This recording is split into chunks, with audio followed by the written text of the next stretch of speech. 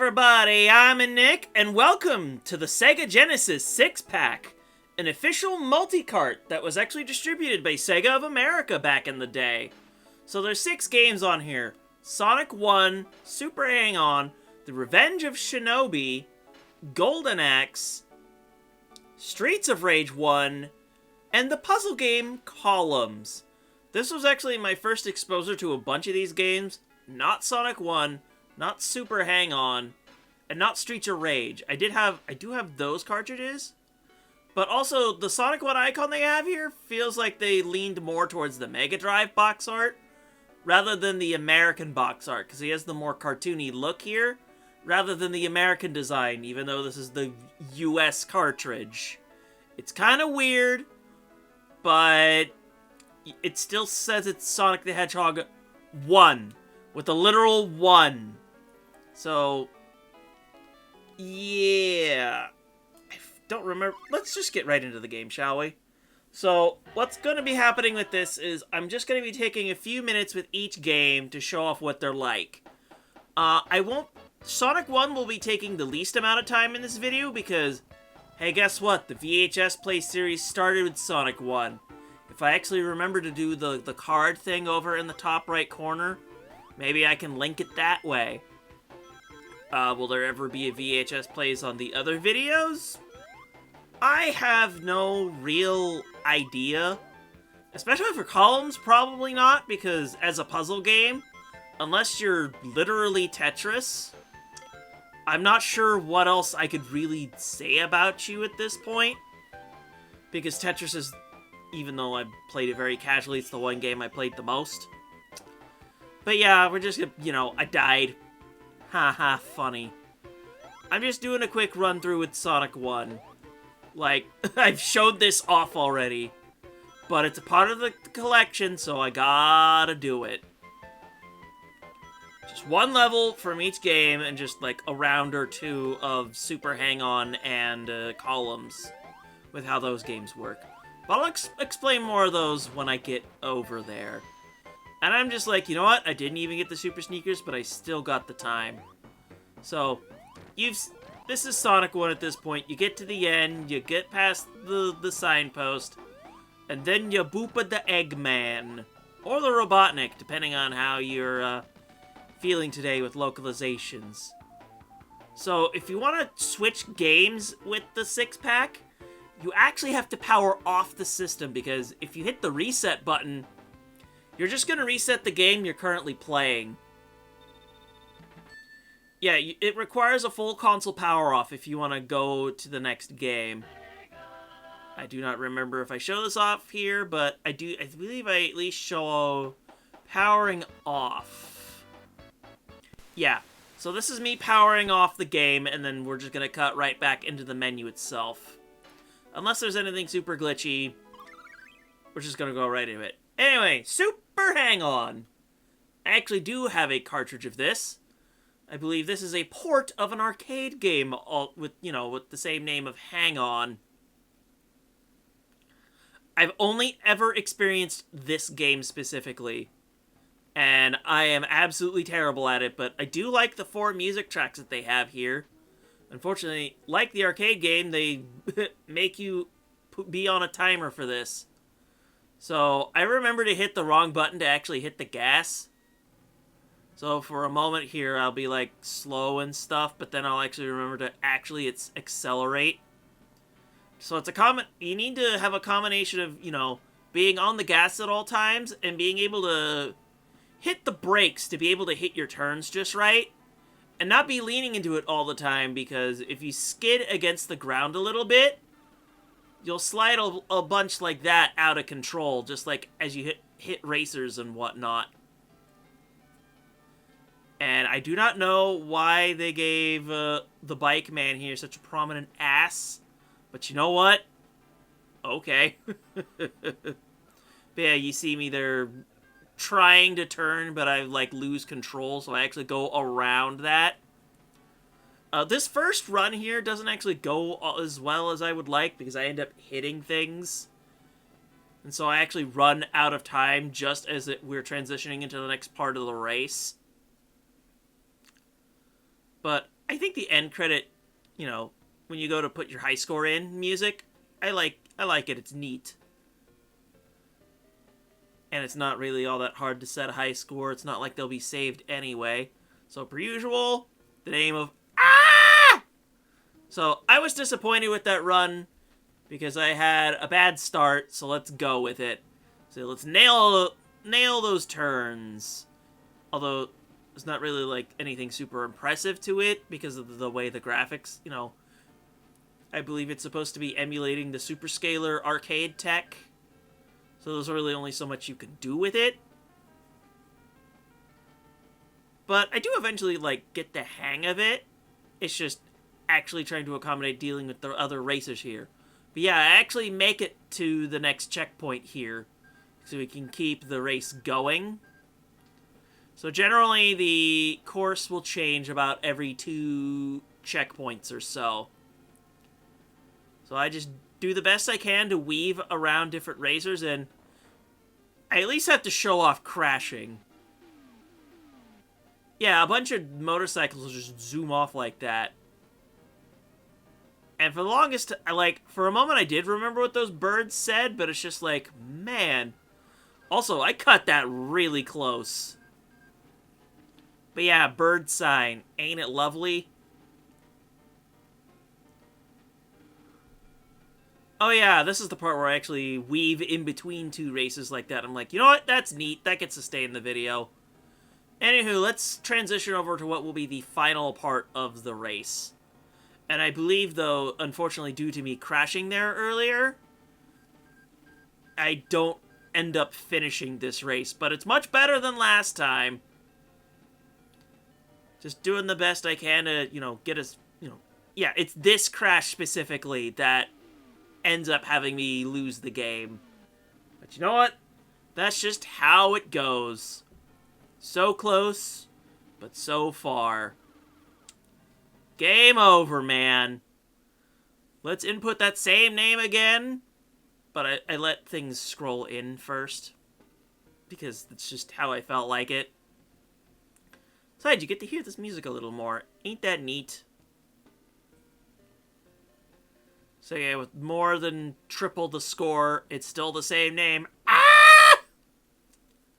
But let's go ahead and move over to the next game, shall we?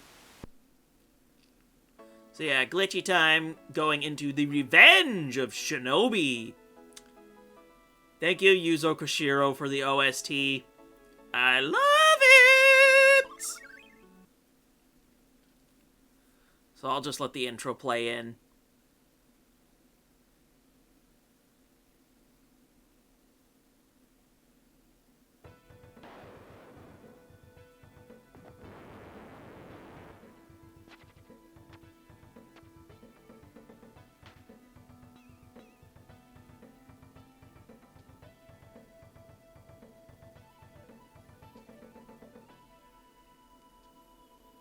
Did you like that music? There's more of that where it came from. In the year 19XX, the evil crime syndicate Zed was reduced to rubble by the powers of stealth possessed by the shinobi master Joe Musashi. It seemed as if the world had returned to peace. But 3 years later, the world was once again swallowed in darkness. Zed had returned. With an incredible increase in power, much greater than before, Neo-Zed became the strongest crime organization ever to exist. After establishing their mighty crime empire, Neo-Zed turned their efforts towards destroying the threat possessed by those who possessed the powers of stealth. All of the followers of the power of stealth were attacked and their chief was killed. The chief, with his dying breath, told Musashi that Kaoko, his bride-to-be, had been taken hostage by Neo-Zed, so to get revenge for his comrade, Man, that is a fast read. I can only talk so fast. So let's go ahead and get into the actual game itself. It's actually a very precise action game that, once again, you're going to hear me say I am absolutely kind of ass at. And man, do I not like these samurai guys at first with their long-range swords. So at first I think, let's just deal with them. I'll show how you deal with them later. But yeah, the power up here straight up doubles your attack power, but you lose it whenever you take a hit. So yeah, The name of the game here is very much don't get hit. I actually wait here for a second to be like, can this bomb actually take out the enemy? No, it can't. It only hurts me. And I'm surrounded by these guys? That's lame. And so I end up taking a death. But yeah, if you're crouching and you get real close to them, it's actually much easier to deal with them. And if you're actually extremely close to an enemy, you'll actually not expend a shuriken and you'll do a melee attack instead. And that specific power-up will give you 20 shurikens, while the small one only gives you 5. Yeah, I think you saw me do it before, but the double jump in this game is incredibly precise. So you really gotta nail the jump input at, like, the arc of your jump. And come on, I was like, you know what? These guys are frustrating me. I'm taking them out before I move on because I feel like it. I don't even have to, I just can. So yeah, we actually go into some buildings here for this next part of the stage. So usually each of these stages will have about, like, 2 phases to them. And in this box over here, you can get yourself a 1-up. Very useful. But we actually need to go out of this one house here first in order to... Actually, it's a fortress. It's not a house. I'm dumb. This is what happens when I'm just, like, talking out of my booty hole. But yeah, at this point, when you step on that, you actually need to go back. And yeah, throwing shurikens during your double jump will expend 8 of them at once, but they get thrown in a very wide arc. So yeah, unfortunately, I lose my power-up here because too many enemies that are infinitely spawning. So I make sure to pick up some health, and I actually remember to actually drop down from the second level instead of, you know, walking over to the left. So let's go ahead and exit this part and actually get to the boss of stage 1, shall we? Giant Samurai! He's only vulnerable in the head. Everywhere else is completely invincible. And you have to make him drop his guard with his sword in order to be able to hit his head there. But unfortunately, for this life, I don't quite make it. So let's keep nailing those headshots, shall we? Like that, and a little bit of that. And I actually totally forgot to use the ninjutsus there. But they can do multiple different things. Like, surround yourself with lightning so you're completely invincible temporarily. Damage enemies on the screen. Or make yourself explode, using up a life to also screen clear enemies. But anyway, let's keep on moving. Because there are more games to go. And let's go right into Golden Axe. I was going to say, come on, me. Get on with it. No elaborate intro cutscene for this one, so I can just keep talking. Do you like Conan the Barbarian vibes?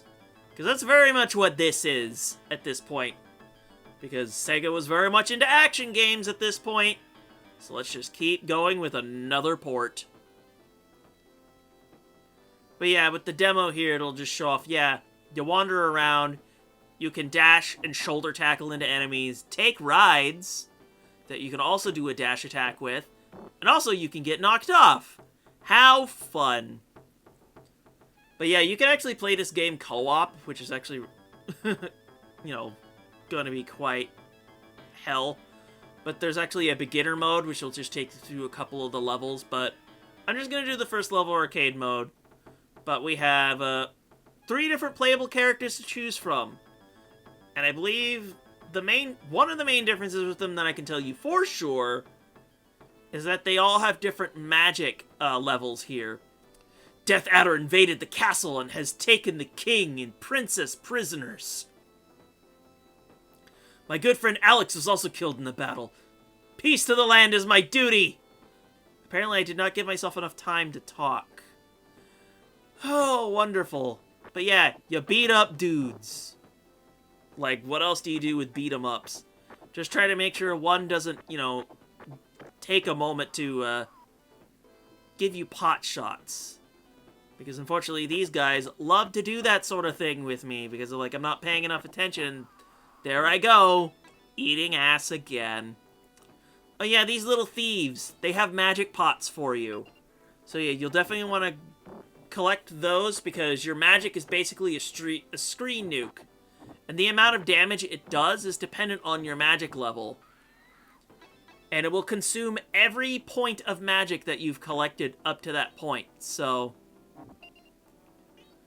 make sure you max it out if you want to use your magic spell to get the most out of it. But it doesn't take long to get over to the boss here, which was a couple of these giant guys. So watch me get knocked off, and we're just gonna let things go boom! Haha! It takes out the flunkies, and the bosses are left with basically no health. So watch me get this one hit here, and he just goes away. If you have any magic to spare, you leave your pots around, and the thieves will pick it up, and you have to get it back. But don't worry, they have some more for you, so you'll always have some going back into the next level. Our sworn enemy, Death Adder, is in his castle. We'll take a shortcut through the Turtle Village. But since that was the first level, we're gonna end things off with this game, so I decided to end it off by, yes, you can jump off of this. Because there's a little bit more to game over.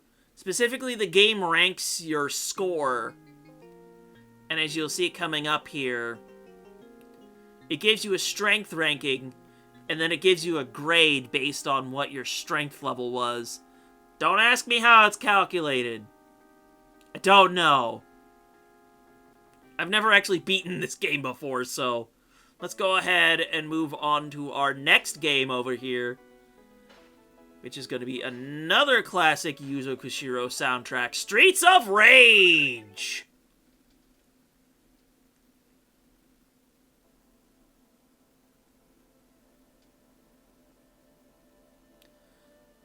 This city was once a happy, peaceful place, until one day, a powerful secret criminal organization took over. This vicious syndicate soon had control of the government and even the police force. The city has become a center of violence and crime where no one is safe.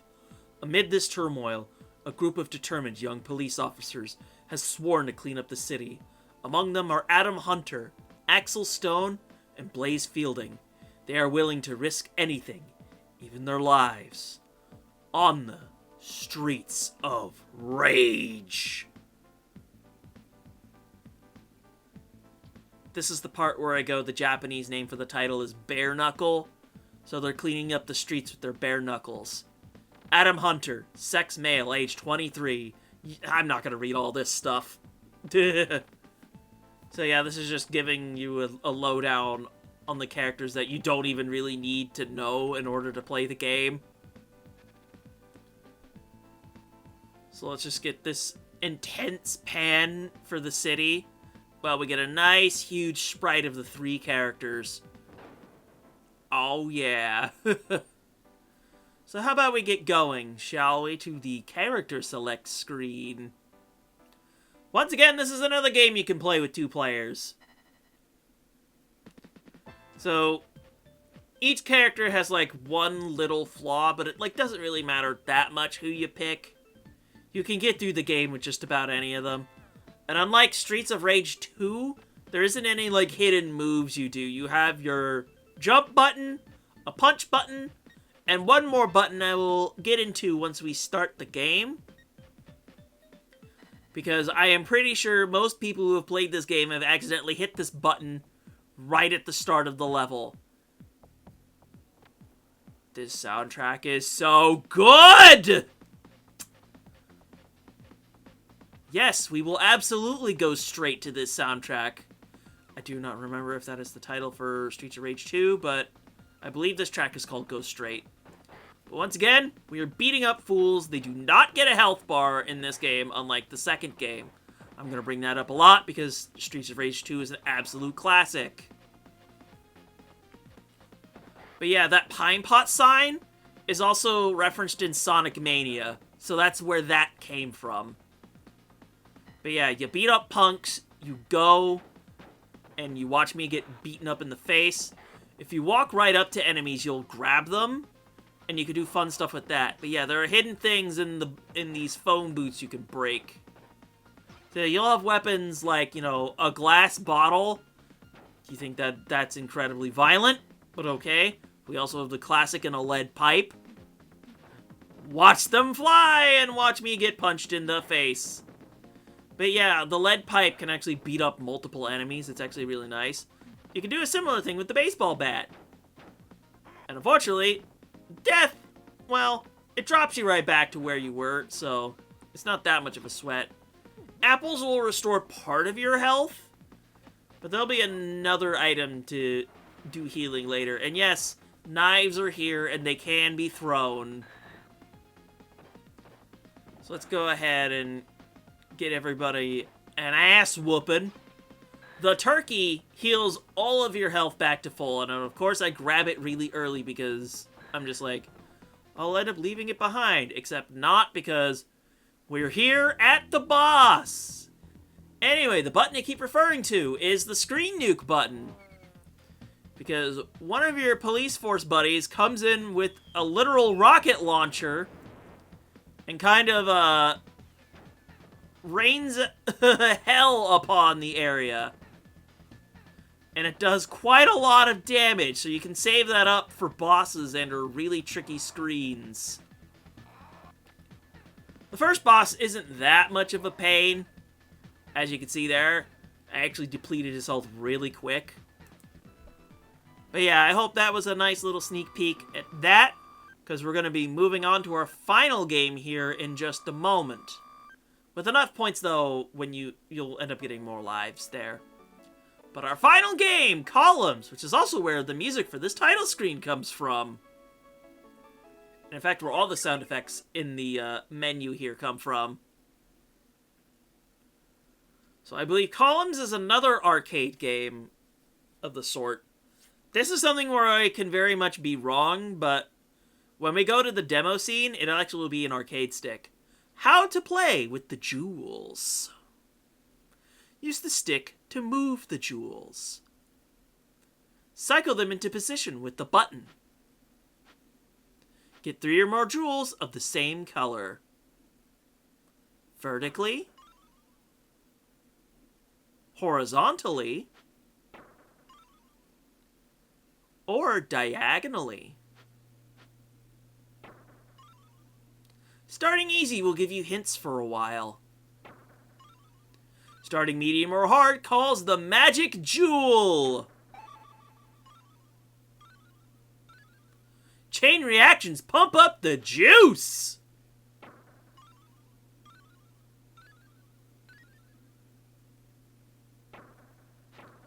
And of course, when you fill the screen, it's game over.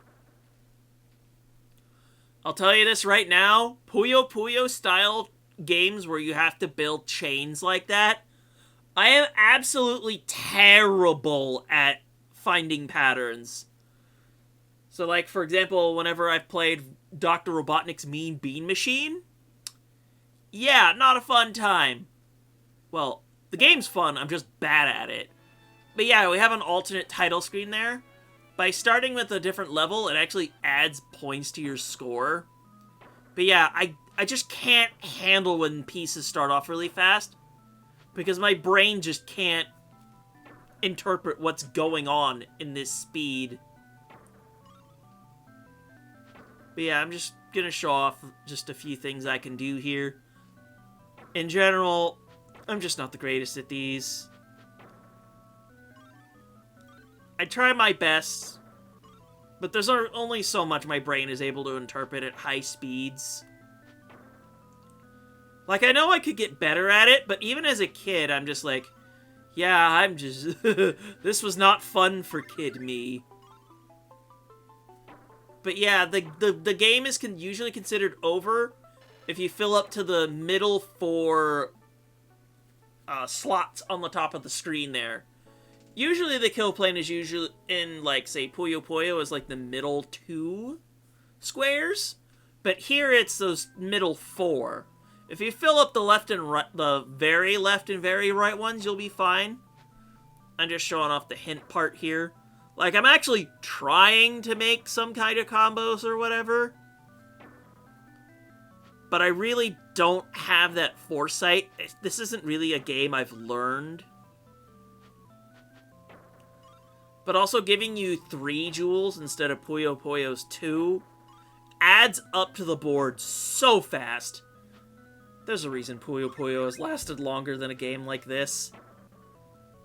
I don't think it's bad, per se. But yeah, the magic jewel can still show up on easy, but you need to have cleared a few lines first. Oh, goodness. I actually did good there. Nice. What am I saying? I'm the one who left the footage in for me to talk over. But yeah, chain reactions are really how you get your score up. But then again, most puzzle games tend to be like that. With Tetris, I don't have to care about the colors of my pieces. I just have to make sure I assemble my well properly so I can get Tetrises and other sorts of stuff. So, per usual, is how we fill our top score.